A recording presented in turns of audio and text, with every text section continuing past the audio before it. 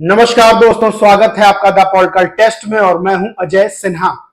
दोस्तों, आज बीएसपी समर्थकों को जिसका इंतजार था वो घड़ी आ गई।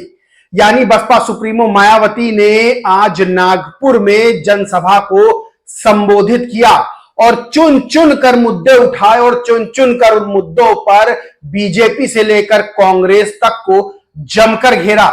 वहीं पहले बता दें कि रैली में जो चुनावी जनसभा थी उसमें बहुत सारे लोग मायावती को सुनने आए थे। यानी बीएसपी समर्थक पटे पड़े हुए थे। चुनावी सभा जहां थी, यानी सभा स्थल जहां पर था, वहां पर बहुत सारे लोग, महिलाएं, बुजुर्ग, बच्चे, हर वर्ग का आदमी वहां पर मौजूद था।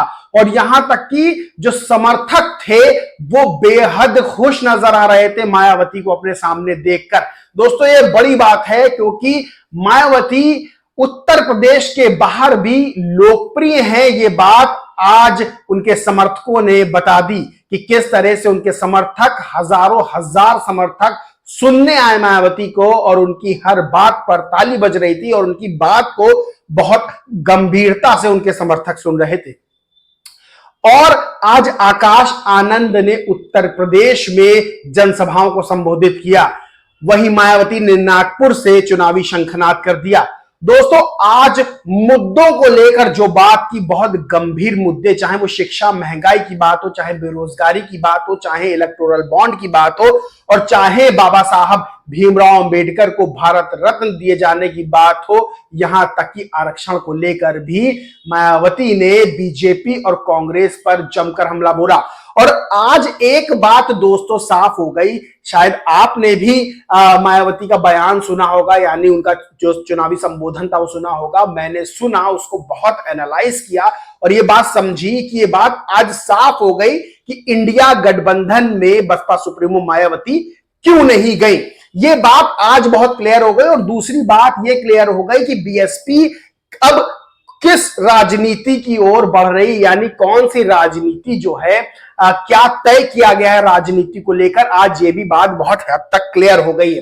दोस्तों, सबसे पहले बता देते हैं कि मायावती ने आज कौन कौन से मुद्दे उठाए। दोस्तों, कांग्रेस से बहुत नाराज नजर आई, बीजेपी को भी जमकर घेरा। जितने मुख्य मुद्दे सब पर बीजेपी को घेरा। वहीं चिरपरिचित अंदाज में मायावती आज नजर आई और उन्होंने कांग्रेस पर नाराजगी जताई कि चाहे वो मानवर काशीराम की जब मृत्यु हुई थी तब जो है शोक घोषित नहीं किया था, राष्ट्रीय शोक घोषित नहीं किया था कांग्रेस ने, जबकि उस समय कांग्रेस की सरकार थी।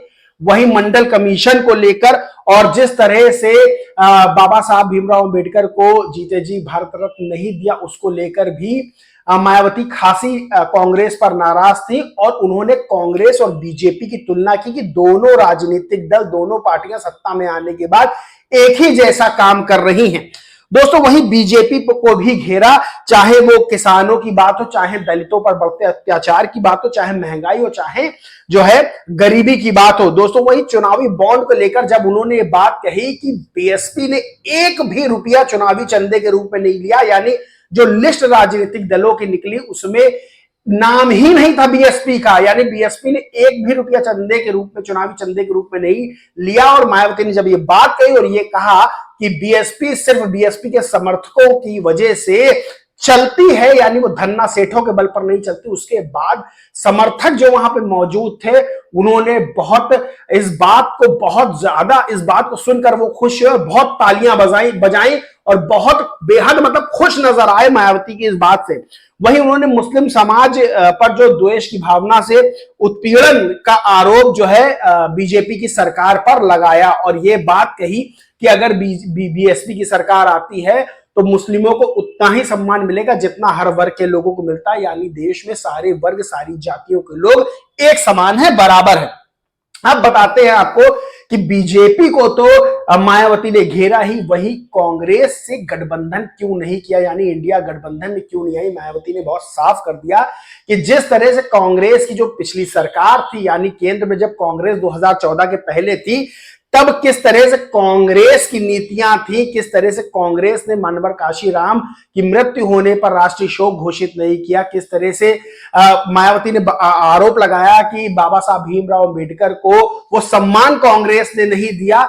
वहीं उन्होंने आरक्षण को लेकर भी कांग्रेस को घेरा। तो ये बात साफ है कि मायावती के दिल में कांग्रेस को लेकर गुस्सा भरा हुआ है और इसी के चलते ये गठबंधन जो है वो साकार नहीं हो सका। इस गठबंधन में, इंडिया गठबंधन में मायावती नहीं गई। वहीं कांग्रेस और बीजेपी ही उनके निशाने पर रही, चूंकि नागपुर में रैली थी और समाजवादी पार्टी का जो जनाधार है वो उत्तर प्रदेश में ही वोट बैंक है, उत्तर प्रदेश में जनाधार है, इसलिए समाजवादी पार्टी को मायावती ने किनारे रखा, यानी समाजवादी पार्टी पर बयान नहीं दिया किसी भी तरह का। अब आपको बताते हैं सबसे बड़ी चीज राजनीति की निकल के क्या आई बीएसपी की, वो ये कि मायावती ने नागपुर से आज चुनावी जनसभा का जो ऐलान किया, चुनावी शंखनाद किया। वहीं आकाश आनंद लगातार उत्तर प्रदेश में बने हुए और चुनावी जनसभाओं को संबोधित कर रहे हैं और मीडिया के सवालों का जो जवाब है बहुत सटीकता से, बहुत निपुणता से दे रहे हैं। एक बात मायावती ने बहुत साफ कर दी कि जो बीएसपी है वो केंद्र में बहुत मजबूत स्थिति में आने वाली है, यानी वो साफ तौर पर ये बात कह रही हैं कि उनके बीएसपी के बिना केंद्र में सरकार नहीं बन सकती है अब किसी की। यानी सीटों का जो आकलन किया, यानी जो जीत का आकलन किया गया वो ये किया गया है कि मायावती किंग मेकर की भूमिका निभाएंगी इस बार, ये बात तय है।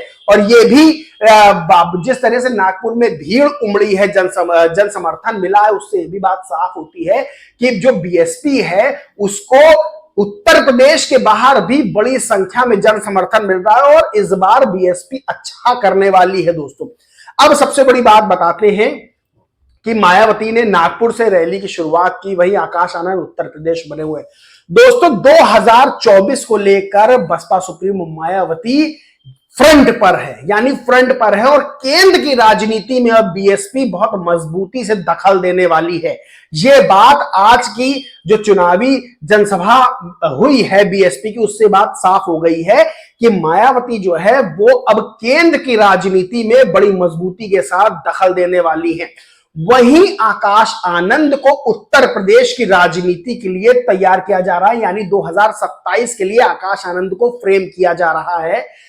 उत्तर प्रदेश की राजनीति, राज्य की यानी राजनीति आकाश आनंद अपने कंधों पर संभाल रहे हैं और केंद्र में जो मजबूत स्थिति बनानी है बीएसपी की वो मायावती अब संभालेगी। दोस्तों सबसे बड़ी बात क्या है कि आज चुनावी सभा के बाद अब मायावती की सभा जो है उत्तराखंड में है, यानी उत्तराखंड में मायावती जनसभा को संबोधित करेंगी और उत्तराखंड के बाद उत्तर प्रदेश में मायावती की एंट्री होगी। अब आपको बता दें कि 12 अप्रैल को उत्तराखंड के हरिद्वार में जनसभा है। दोस्तों जो उत्तर प्रदेश के बाहर जनसभाएं हो रही है वो साफ इंडिकेट ये कर रही हैं कि बसपा सुप्रीमो मायावती केंद्र में अपना जो है वर्चस्व स्थापित करना चाहती है, यानी केंद्र की राजनीति में मायावती अपनी भूमिका बड़ी मजबूत भूमिका में सामने आना चाहती हैं। वहीं इसीलिए नागपुर, महाराष्ट्र नागपुर में इतनी बड़ी रैली की, जनसभा की। अब उत्तराखंड में 12 तारीख होगी, 14 अप्रैल को मायावती जो है उत्तर प्रदेश में चुनावी जनसभाओं को संबोधित करने लगेंगी, यानी सहारनपुर और मुजफ्फरनगर में रैली होगी। वहीं 15 तारीख को मुरादाबाद और रामपुर। दोस्तों साफ तौर पर उन्होंने मुस्लिम उत्पीड़न की बात उठाई और कहा कि आज सरकार में मुस्लिम उत्पीड़न बढ़ा है और जिस तरह से मायावती सोशल इंजीनियरिंग के जरिए मुस्लिम प्रत्याशियों को लगातार चुनावी मैदान में उतार रही है, बात साफ हो गई है कि मायावती का इस समय खासा जो है ध्यान वो मुस्लिम वर्ग पर है, मुस्लिम वोट्स पर है। और मायावती बात चाहती भी है कि जो मुस्लिम वर्ग है वो जो है दलित वोट बैंक के साथ आके मिले और ये बात उन्होंने उठाई भी कि किस तरह से उत्पीड़न, किस तरह से विद्वेष की भावना लेके मुस्लिम्स के खिलाफ जो है आज की सरकार कार्रवाई कर रही है, आरोप लगाया। वहीं दोस्तों हम बता दें कि मायावती की 21 अप्रैल को अमरोहा व गाजियाबाद और 23 को मेरठ में रैली है। रामपुर और मुरादाबाद में जो 15 को रैली है वो बहुत महत्वपूर्ण है, क्योंकि रामपुर और मुरादाबाद में मुस्लिम बाहुल्य वो सीट है, बड़ा वोट बैंक है और समाजवादी पार्टी दोनों ही सीटों पर जो है वहां पर समाजवादी पार्टी में फूट साफ तौर पर नजर आ रही है। दूसरी चीज, नगीना में 16 को जनसभा है, नगीना सीट पर भी शुरुआत की थी आकाश आनंद ने नगीना लोकसभा सीट से, उसके बाद और अपनी जनसभा में चंद्रशेखर आजाद रावण जो नगीना सीट पर चुनाव लड़ रहे हैं उन पर जोरदार बिना नाम लिए हमला किया था। और अब मायावती जनसभा करेंगी, तो ये माना जा रहा है जैसे ही मायावती नगीना में जनसभा करेंगी पूरा माहौल बीएसपी के फेवर में आ जाएगा। दोस्तों आज रैली से बाद, उनकी जनसभा से ये बात बहुत क्लियर हो गई कि मायावती ये बात डंके की चोट पर कह रही हैं कि जो खेल 2024 में सरकार बननी है उसमें किंग मेकर की भूमिका मायावती निभाएंगी और बहुत मजबूती के साथ बीएसपी जो है 2024 का चुनाव लड़ रही है। वहीं एक बात और बहुत क्लियर हो गई कि आकाश आनंद उत्तर प्रदेश की राजनीति में बीएसपी की तरफ से चेहरा बनकर सामने आ रहे हैं, यानी 2027 में आकाश आनंद मुख्यमंत्री के चेहरे के रूप में सामने आ सकते हैं। अगर ऐसा होता है तो सबसे युवा मुख्यमंत्री आकाश आनंद हो सकते हैं। वहीं सबसे बड़ी बात यह है कि तीसरी चीज ये क्लियर हो गई कि इंडिया गठबंधन आखिर क्यों नहीं हुआ, क्योंकि जितना बसपा सुप्रीमो मायावती बीजेपी से नाराज है उतनी ही कांग्रेस से नाराज है, क्योंकि जब कांग्रेस की 2014 से पहले सरकार थी तो उनकी नीतियों को लेकर भी मायावती ने निशाना साधा। वहीं चाहे वो इलेक्टोरल बॉन्ड की बात हो, चाहे जो है मुस्लिमों से विद्वेष भावना की बात हो, और चाहे गरीबी बेरोजगारी महंगाई की बात हो, मायावती ने बीजेपी को बहुत आड़े हाथों लिया है। यह साफ हो चुका है कि बीएसपी जो है बड़ा कमाल करने वाली है। दोस्तों इस पूरे मामले पर आपका क्या कहना है, क्या मानना है, कमेंट करके जरूर बताएं। वीडियो अच्छा लगा हो तो लाइक करें, शेयर करें, और चैनल को सब्सक्राइब नहीं किया है तो सब्सक्राइब करके बेल आइकन जरूर दबा लें। जय हिंद, जय भारत।